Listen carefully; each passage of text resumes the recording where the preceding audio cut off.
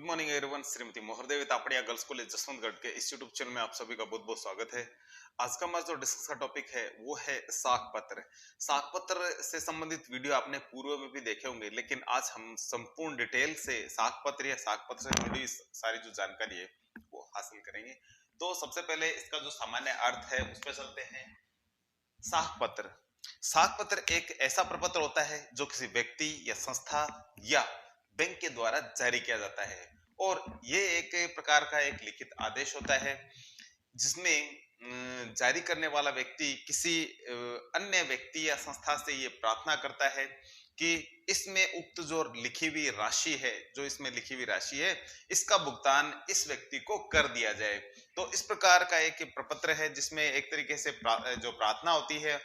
दूसरा इसमें देखें तो प्रतिज्ञा भी इसके अंतर्गत शामिल हो जाती है।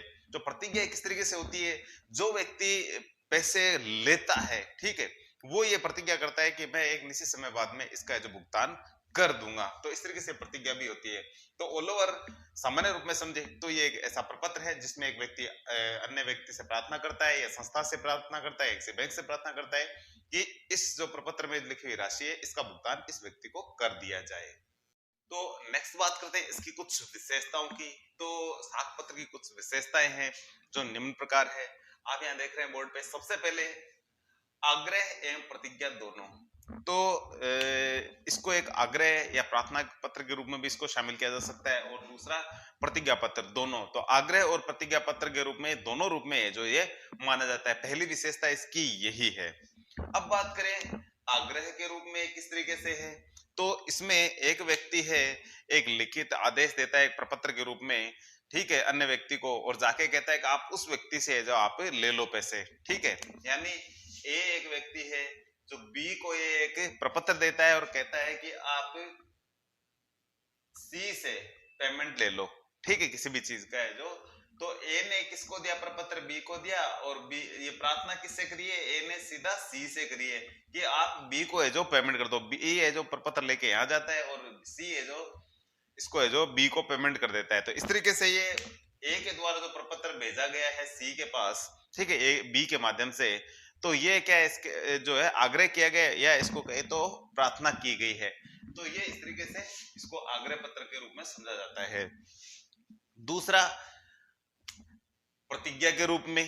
तो प्रतिज्ञा के रूप में कैसे होता है, तो जैसे कि हमने बात करी कि ए ये आग्रह करता है किससे, सी से, कि बी को ये पेमेंट कर दिया जाए। तो बी है, ए जो प्रपत्र देता है ए को, बी लेके जाता है सी के पास, और सी, ए ने सीधा आग्रह किससे किया है, सी से, कि आप बी को है जो पेमेंट कर दो।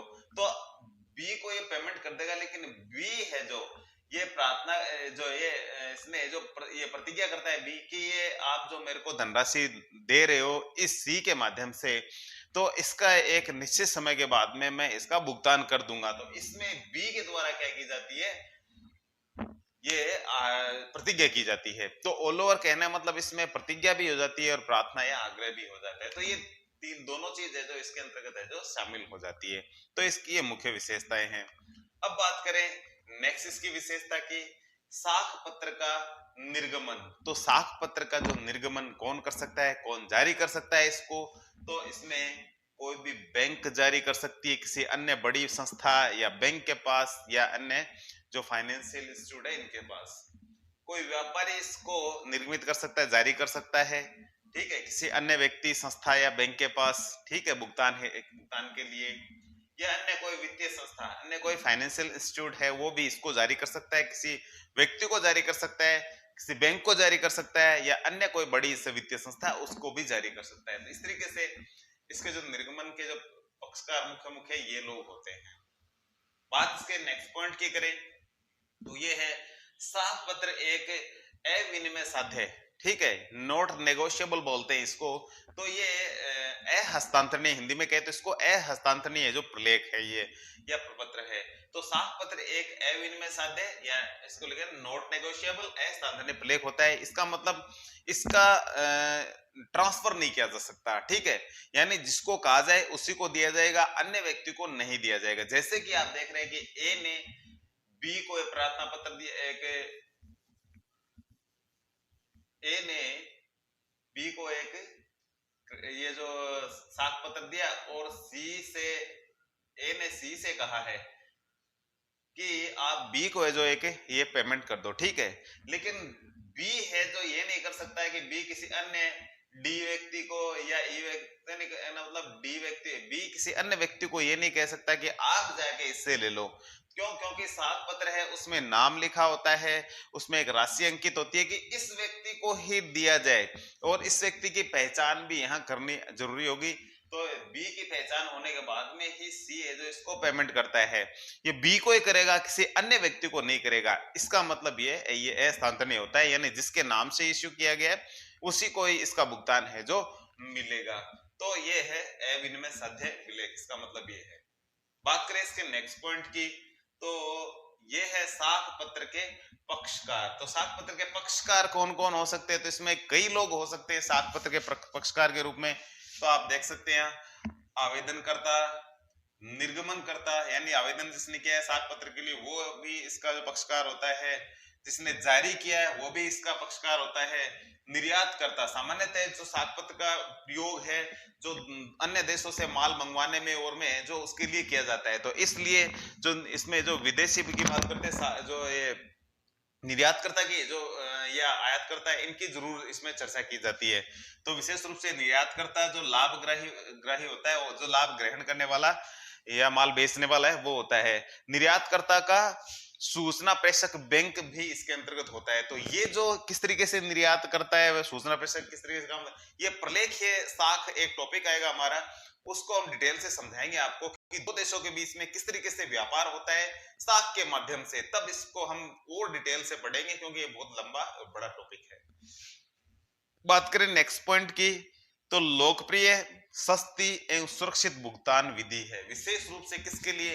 अंतरराष्ट्रीय भुगतानों के लिए विशेष रूप से है। जो साख जो प्रपत्र की जो प्रणाली है भुगतान के लिए हम यूज में लेते हैं, ये सबसे ज्यादा सुरक्षित और उपयोगी इसको माना गया है और इसी को ही है जो ज्यादातर है जो काम में ले जाता है।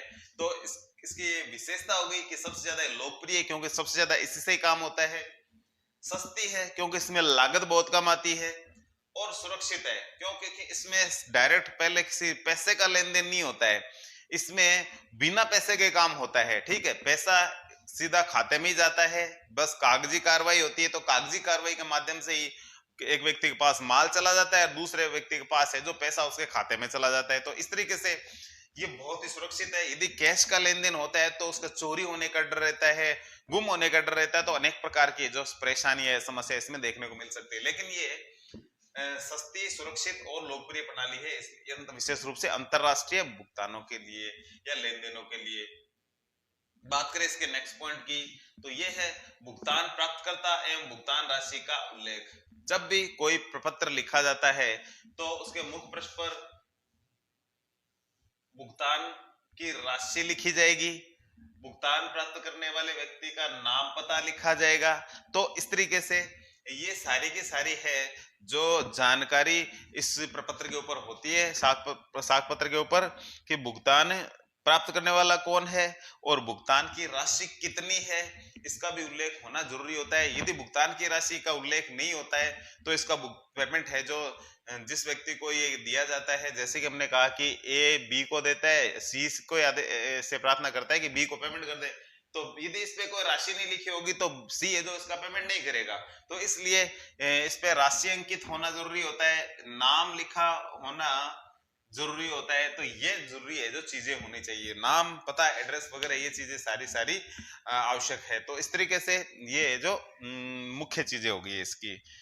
बात करें नेक्स्ट पॉइंट की, माल अधिकार संबंधी दस्तावेज सुपुर्दगी की शर्त पूरा होने पर ही साख पत्र है जो इसका पेमेंट है जो भुगतान हो पाता है। ये चीज आती है जब अंतरराष्ट्रीय स्तर पे जो पैसों का लेन देन होता है, जैसे कि एक व्यक्ति है जो दूसरे देश से माल मंगवा रहा है, ठीक है, लेकिन वो क्या करता है, सीधे तो मंगवा नहीं सकता, वो यदि ऐसे ही मंगवा ले सीधा पेमेंट करके, यदि माल खराब आ गया तो उसकी क्या गारंटी होगी। तो ये बड़ा एक पेचीदगी भरा मामला होता है। तो इस प्रकार की जो समस्या है इसको मिटाने के लिए इन्हीं साख प्रपत्रों का सहारा लिया जाता है, वो भी बैंक के माध्यम से। तो जो व्यक्ति माल मंगवाता है, जैसे इंडिया का व्यक्ति ऑस्ट्रेलिया से माल मंगवा रहा है, तो क्या करेगा वो इंडिया का व्यक्ति अपने बैंक के पास जाएगा कि मेरे को वहां से ऑस्ट्रेलिया से माल मंगवाना है, मेरे को आप साख पत्र जारी कीजिए। तो इंडिया का जो बैंक है, ठीक, इंडिया में जो उससे माल मंगवाने वाली आयात करता है, हो गया माल मंगवाने वाला आयात करता हो, इंडिया का व्यक्ति है जो, तो वो इस अपने बैंक के पास जाता है, तो बैंक क्या करता है उसकी साख खोल देता है ऑस्ट्रेलिया में। किस तरीके से भुगतान होगा, इंडिया का जो बैंक है वो ऑस्ट्रेलिया में अपने बैंक से बात करेगा, ऑस्ट्रेलिया में भी उसी प्रकार अपने इंडिया का जो बैंक है वो भी वहां सेटअप है यानी स्थापित है, तो वहां वो बैंक से बात करेगा या उसका कोई प्रतिनिधि बैंक है उससे बात करेगा, ठीक है, कि वहां से इंडिया का जो व्यक्ति है माल मंगवा रहा है और आप वो चेक करिए वहां माल सही है या नहीं है। तो वहां का व्यक्ति ऑस्ट्रेलिया में जिस बैंक जो उसका जो इंडिया वाले बैंक की जो शाखा है, वो ऑस्ट्रेलिया में उस व्यक्ति के पास जाके बात करेगी कि वहां कि माल कैसा है, जैसा कि आपने बताया है इंडिया में जो व्यक्ति है उसको वैसा है या नहीं है, तो वो व्यक्ति वहां जांच कर लेता। तो इस तरीके से इंडिया वाले व्यक्ति को जाना भी नहीं पड़ा और वहां पे उस माल की चेकिंग भी होगी, फिर माल लदान करके इंडिया में जब तक नहीं पहुंचता है पेमेंट नहीं हो पाता है। तो ये सारी प्रोसेस है।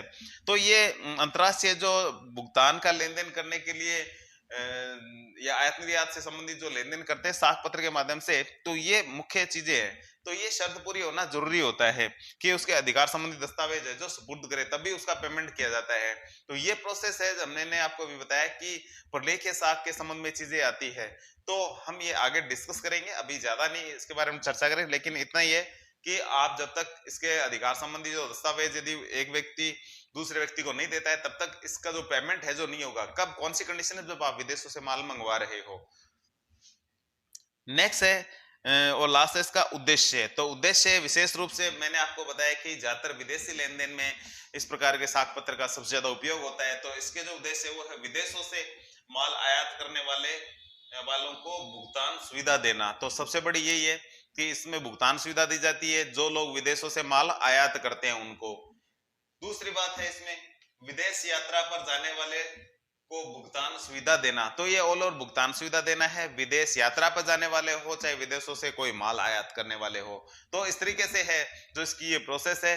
तो नॉर्मली आज हमने इसकी कुछ विशेषताओं के बारे में डिस्कस किया और इस टॉपिक से संबंधित जो विदेशों से किस तरीके से माल आयात किया जाता है, निर्यात किया जाता है, किस तरीके से कागजी कार्रवाई होती है, बिना कैश के लेन देन के ही माल यहाँ आयात हो जाता है, उनको उसका भुगतान है बैंक के माध्यम से अकाउंट में कर दिया जाता है बिना किसी रिस्क के। तो इस तरीके की जो प्रोसेस है बहुत अच्छी प्रोसेस है।